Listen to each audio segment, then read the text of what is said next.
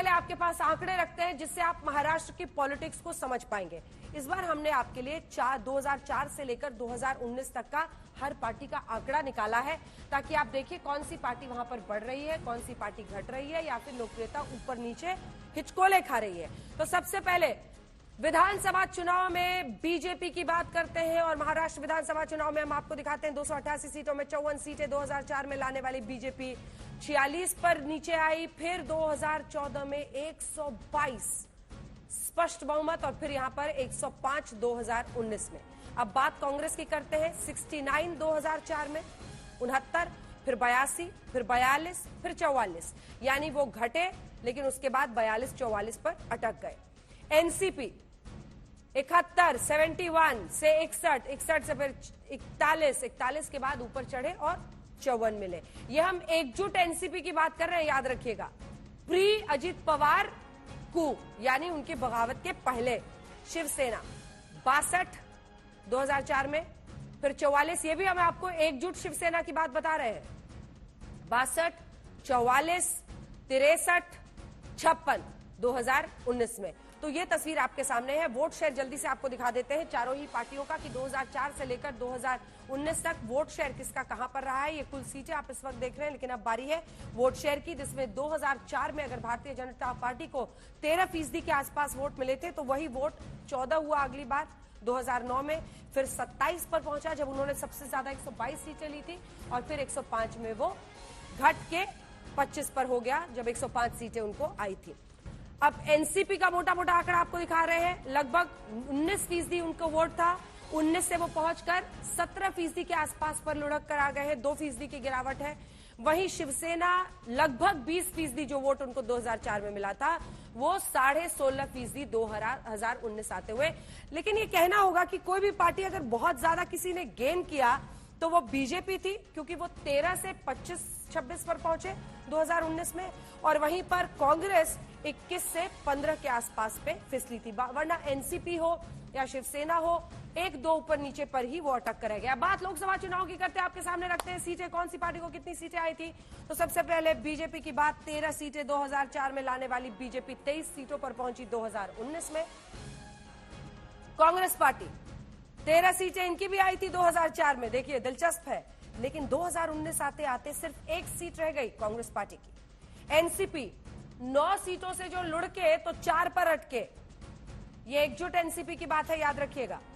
शिवसेना 12 से 18 पर, यानी लोकसभा चुनाव में जब गठबंधन में लड़े इन्हें भी फायदा हुआ, और 18 सीटें शिवसेना की भी आई थी। अब जो अगला आंकड़ा हम आपके सामने रखने वाले हैं वो और भी दिलचस्प है, क्योंकि ये लोकसभा चुनाव में वोट परसेंटेज है, और इससे आप अंदाजा लगाएंगे कि बीजेपी 27%, 28% के आसपास लोकसभा चुनाव में रही, लगभग विधानसभा से मिलता जुलता आंकड़ा। वहीं कांग्रेस पार्टी की आप देखिए तो 16% के आसपास उनका वोट रहा। ये देखिए 22 से वो 27 पर बीजेपी पहुंची थी।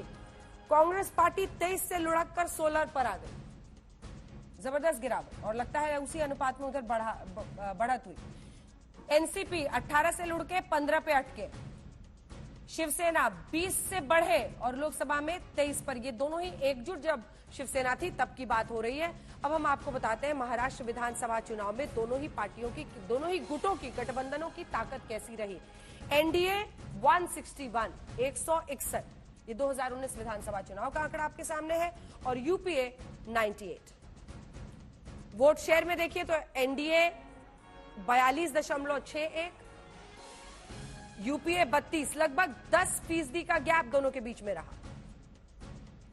अब महाराष्ट्र लोकसभा में आपको दिखा देते हैं, एनडीए के 41 सीटें और यूपीए की महज 6, और इसीलिए इस बार महाराष्ट्र में इतनी ताकत भारतीय जनता पार्टी झोंक रही है, क्योंकि यहां पर तो जबरदस्त छलांग उनको 2019 में मिली थी। अगर वहां पर गिरावट आती है तो लोकसभा चुनाव में भारी नुकसान बीजेपी को हो सकता है। इसीलिए महाराष्ट्र क्रूशियल है, इसीलिए महाराष्ट्र में पूरी ताकत बीजेपी झोंक रही है। अब हम आपको दिखाते हैं कि मौजूदा जो सरकार वहां पर चल रही है, जिसमें बीजेपी और शिंदे गुट की नेता है, इसमें ताकतवर कौन है, ये आंकड़ा भी बहुत दिलचस्प है। महाराष्ट्र, अब इसमें आप देखेंगे तो बीजेपी के 115 विधायक हैं, लेकिन मंत्री कितने, ओनली 10%, उससे भी कम, माफ कीजिएगा 10 मंत्री हैं, 8.7% हैं, 8.7%। और डिप्टी सीएम की आप तस्वीर देख रहे हैं और शहजाद जी मेरी तरफ देख रहे हैं। शहजाद जी अभी तो मामला खुलेगा। ये गठबंधन धर्म है, गठबंधन धर्म है या फिर लोगों को अपनी तरफ समेटने की सियासत है। 50 विधायक वाले शिंदे गुट को भी 10 मंत्री इनके भी हैं, एकनाथ शिंदे गुट के। दिखाइए अगला आंकड़ा, 20%, क्योंकि 50 विधायक ये लाए हैं। अब इनको ये गठबंधन धर्म कह रहे हैं, लेकिन बीजेपी वाले कह रहे हैं कि अगर हम ईमानदार हैं और बीजेपी में है तो हमारे मंत्री बनने के चांसेस बहुत कम। अगर हम विपक्ष में हैं और भ्रष्टाचार के आरोप हैं तो मंत्री बनने के chances very high. Ajit Pawar गुट दिखाइए, अब 40 विधायक 9 मंत्री बन रहे हैं, इनके बन गए हैं, शपथ ले चुके हैं। और ये देखिए 40 भी उनका दावा है, याद रखिए। ऐसा भी हो सकता है 36, हालांकि उनको लाना जरूरी है दल बदल कानून से 10 शेड्यूल से अगर बचना है तो 30-31 के ही नाम अभी तक आए हैं, 32 के नाम एग्जैक्टली। तो फिर ये परसेंटेज और भी बढ़ जाता है। सबसे ज्यादा बल्ले बल्ले तो इसी अजीत पवार गुट की हो गई आपकी सरकार में। चलिए अब जल्दी से आपको दिखाते हैं एनसीपी की जो ताकत है। विधानसभा में 53 थी और विधान परिषद में इनकी 9 थी ताकत। ऐसे में अब बगावत होने के बाद जो मामला फंसा है, लोकसभा 5 उनके सांसद थे और 4 राज्यसभा के सांसद। अब हम आपको बता रहे हैं महाराष्ट्र विधानसभा में जो बहुमत का आंकड़ा है और उसके बाद बीजेपी प्लस और विपक्ष की जो ताकत है वो भी हम आपको दिखा रहे हैं। मंत्री 29 बन सकते हैं, लेकिन मंत्रिमंडल की क्षमता 43 है। अभी तक मंत्री कितने बनाए हैं उन्होंने? 29। मंत्रिमंडल की क्षमता 43 तक हो सकती है। यह आंकड़ा जल्दी जल्दी से बता दीजिए, क्योंकि जो लास्ट का आंकड़ा है वो अब बहुत दिलचस्प है और वही आंकड़ा हम आपको अंत वाला जो है इसके बाद फटाफट दिखा देंगे। ये आप देख रहे हैं पाई चार्ट के जरिए हमने आपको बता दिया है किसके कितने विधायक हैं। 115 बहुमत, 145 बहुमत का आंकड़ा है। सरकार के साथ 205 है, बीजेपी प्लस 115, अजीत पवार गुट के 40 जो कि दावा है अभी, और वहीं पर शिवसेना के 40। अब जो हम आखिरी आंकड़ा आपको दिखाने वाले हैं ये आपने देख लिया। सीधे आखिरी आंकड़े पर आ जाइए, जिसके बाद हम चर्चा की शुरुआत करेंगे। महाराष्ट्र विधानसभा चुनाव में देखिए भारतीय जनता पार्टी ने 164 उम्मीदवार, 2019 का ये आंकड़ा है, 164 उम्मीदवार, जिसमें से 105 की जीत हुई थी। सीट शेयरिंग हुई थी, उनकी शिवसेना के साथ चुनाव लड़े थे तो कुछ सीटें उनको भी शिवसेना को उन्होंने दी थी और 25.75% उनको वोट मिला था। एनसीपी 121 सीटों पर चुनाव लड़ी, 54 उनके जीत कर आए, 16% के आसपास उनको वोट मिले। कांग्रेस को 147 सीटों पर लड़ी, 44 पर जीत मिली, 15 के आसपास, 16 के आसपास उनको वोट परसेंटेज मिला। शिंदे गुट, अब ये दोनों नीचे वाले जो आंकड़े हैं वो बहुत दिलचस्प है, क्योंकि इसी से आप समझ सकते हैं कि शिंदे गुट अगर गया है उधर तो क्या फायदा होगा। हालांकि हमेशा ये कहते हैं जो जानकार है राजनीति के कि 1+1 यहाँ 2 नहीं होता है, 1+1 11 भी हो सकता है और कई बार 1-1 भी हो जाता है। मामला बहुत फिसड्डी साबित हो जाता है। तो शिंदे गुट को अगर हम देखें तो 39 विधायक उनके, तो हम यही कह रहे हैं कि 39 लड़े उनकी तरफ से, 39 को जीत मिल गई, तो 6.4% वोट ये बीजेपी में ऐड हो सकता है।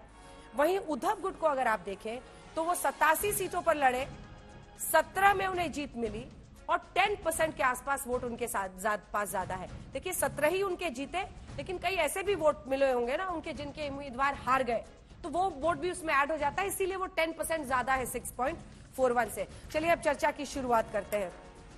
शिंदे गुट ने अभी से ये खबर आ रही थी, हालांकि एकनाथ शिंदे खुद आए शहजाद जी और उन्होंने समझाने की कोशिश की कि नहीं मंत्री पद को लेकर कोई लड़ाई नहीं है, लेकिन मुश्किल बड़ी है आप लोगों के सामने। फायदा लेकिन होगा क्या इसका? आपको अपनी सीटें भी बांटनी होंगी अगर आप साथ में चुनाव लड़ेंगे। अजीत पवार कहेंगे ना 2024 के लिए कि हमको कितनी सीटें दे रहे हैं साहब, और इसी के साथ विधानसभा चुनाव भी अगले साल होना है, तो आपको सीट भी उनको देनी पड़ेगी।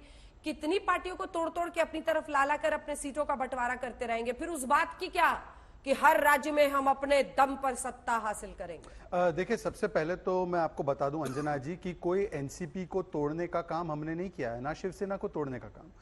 ये एनसीपी तो पूरी की पूरी हमारे साथ आई है।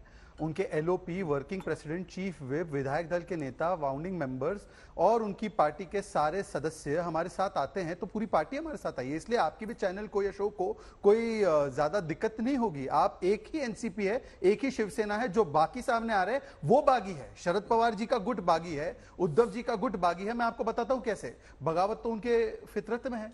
1978 में किसने बगावत देकर वसंत दादा पाटिल को हटाया था और मुख्यमंत्री खुद बन गए थे? कांग्रेस आया और कांग्रेस एस दोनों को धोखा दिया था, यशवंतराव चौहान जी को धोखा दिया था। 1998 में किसने बगावत करके एनसीपी कांग्रेस के नाम पर बनाई थी? और उनका ये कहना था कि हम लोग जो है विदेशी नेतृत्व में काम नहीं कर सकते। तो बगावत करना तो किसी और की फितरत में है। और हाँ, हम ये बिल्कुल गर्व से कहते हैं कि भारतीय जनता पार्टी कांग्रेस की तरह अपने गठबंधन के साथियों को खा नहीं जाती है। हमने तो छोटी पार्टी थी जेडीयू, हमें ज्यादा सीटें मिली थी, गठबंधन दल था, इसलिए उनको मुख्यमंत्री बनाया, नीतीश जी को धोखा दे गए। हमने जिस प्रकार से एकनाथ शिंदे जी भी, हमारी 105 सीटें हैं पर वो छोटा दल है, पर हमारा कमिटमेंट है इसलिए उनको मुख्यमंत्री बनाया हुआ है। और ऐसा कमिटमेंट हम लोग केवल चुनाव जीतने हारने के लिए नहीं करते गठबंधन। आपको याद होगा वर्षों तक हमने अकाली दल के साथ पंजाब में इसलिए गठबंधन किया क्योंकि उससे एक हिंदू सिख सॉलिडारिटी का मैसेज भी जा रहा था। तो अंजना जी, हमारे जो गठबंधन होते हैं वो चुनाव के लिए नहीं होते, वो देश और समाज को और राष्ट्र और प्रदेश को प्रगति के पथ पर और आगे बढ़ाने के लिए होते हैं। इसी तर्ज पे आप इसको भी देखिए। अच्छा, 2014 से, गत 2014 से एनसीपी हमारे साथ आना चाह रही है। 2014 में जब 6 महीने शिवसेना बाहर थी, तब उस समय पर शरद पवार जी का ऑन रिकॉर्ड बयान है, मैं इंडिया टुडे की रिपोर्ट दिखा दूंगा, कि महाराष्ट्र के हित में हम बीजेपी को समर्थन दे रहे हैं।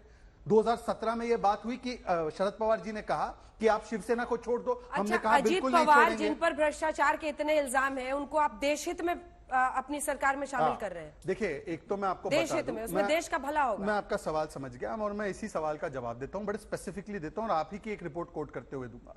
मुझे एक बात बताइए कि दिलीप वलसे पाटिल पर कौन सा चार्ज है? कोई चार्ज नहीं, वो कैसे आ गए? अगर ईडी से ही सबको मैनिपुलेट करके भ्रष्टाचार के चार्जेस जो है उस पर नस दबाकर हम लोग सबको ला रहे हैं, जयंत पाटिल पर बहुत बड़े चार्ज है, ईडी ने उनकी रेड की है आईएलएफएस की, तो क्यों नहीं आया वो साथ में? और अच्छा, मुझे एक बात बता दीजिए, एक लास्ट बात। हाँ। आप ये जो बार बार आरोप लगाती है, प्रताप सरनाइक जब उद्धव जी के साथ थे, उनका टॉप्स केस मुंबई पुलिस ने बंद किया। जो जून 2022 को हमारी सरकार बनी, दिसंबर 2022 में विद्या की रिपोर्ट है, मैं आपको दिखा देता हूं, कि हमने खड़े होकर कोर्ट में कहा कि ये केस बंद नहीं होगा और ईडी जो है इसके अंदर कार्रवाई करती रहेगी। ये देखिए, ये हमने कहा है कि केस चालू रहेगा, ईडी की कार्रवाई रहेगी। विद्या जी की रिपोर्ट तो गलत नहीं होगी, ये आप पढ़ लीजिए, शांति से पढ़ लेना, ये पढ़ लीजिए। सी समीरी रिपोर्ट इनकी सरकार ने डाली थी। तो मुझे बताइए कि आपके साथ रहे तो वो चमत्कारी और हमारे साथ आए तो भ्रष्टाचारी। अगर इतने ही करप्ट थे अजीत पवार, दो सवाल है रोहन जी से, अगर इतने करप्ट थे तो पूरे गठबंधन का वो लोग एलओपी कैसे बने हुए थे? और दूसरा, पहले रोहन जी इतना बता दीजिए कि जिस कालखंड की ये बात हो रही है 2004 से 14 के बीच, आपके मुख्यमंत्री के तहत 70,000 करोड़ का घोटाला हुआ, यस और नो?